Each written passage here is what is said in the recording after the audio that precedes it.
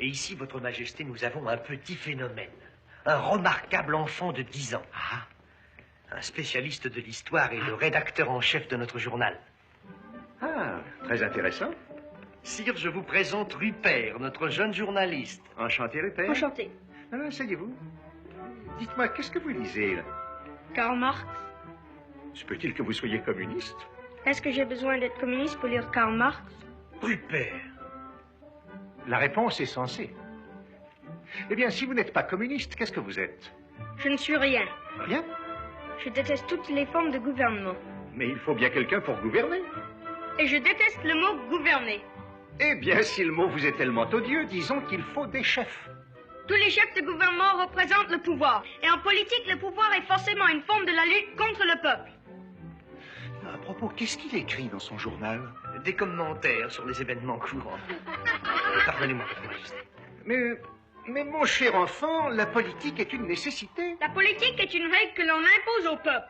Oh, enfin, dans ce pays, nulle règle n'est imposée. Chacun exprime le vœu de citoyen libre. Promenez-vous un peu et vous verrez comme ils sont libres.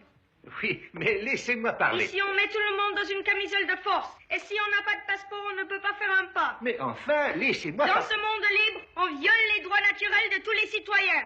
Voyons, laissez-moi Ils sont parler. devenus des hommes aux mains de politiciens despotiques. Oui, mais Et si on ne pense pas comme eux, on vous prive de votre passeport. Voulez-vous me... Quitter un pays est plus dur que de s'évader de prison. Oui, mais- Changer de pays est plus dur que de passer par le trou d'une aiguille. Mais si vous... Suis-je libre de voyager? Oui, vous êtes libre de voyager. À condition d'avoir un passeport. Voulez-vous me laisser À parler? condition d'avoir un passeport. Mais- Les animaux ont-ils besoin de passeport?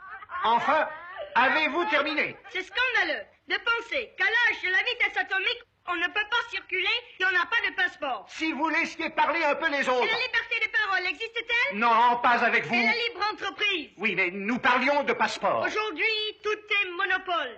C'est ça. Est-ce que vous voulez... Est-ce que j'ai le droit de fabriquer des voitures et de concurrencer le trust loto? Si je pouvais dire un mot... Rien à faire. Et j'ai le droit de me mettre dans l'épicerie et de concurrencer les grossistes? Vas-tu te taire? Rien à faire. Le monopole est la menace qui pèse sur l'entreprise. Quand je remonte 60 ans en arrière. Où étais-tu il y a 60 ans? Mon grand-père jouait encore aux billes. Eh bien maintenant, as-tu fini? Alors, laisse-moi parler. Laisse-moi te montrer à quel point tu as tort. Pour commencer... Pour commencer... Ça y est, j'ai oublié ce que je voulais dire. Et la bombe atomique? Ah... C'est un vrai crime qu'au moment où le monde a un besoin impérieux d'énergie, vous vouliez faire des bombes atomiques. Moi?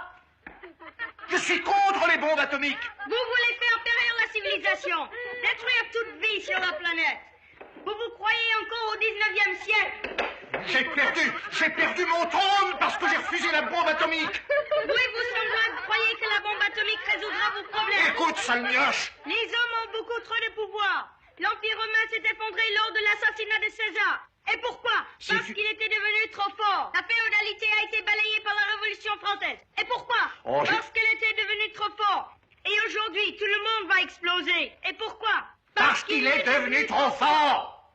Le monopole du pouvoir menace la liberté. Il dégrade l'individu dont il fait sa victime.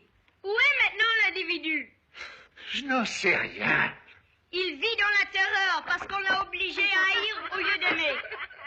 Si la civilisation doit survivre, nous devons combattre le pouvoir jusqu'à ce que la dignité et la paix humaine soient rétablies.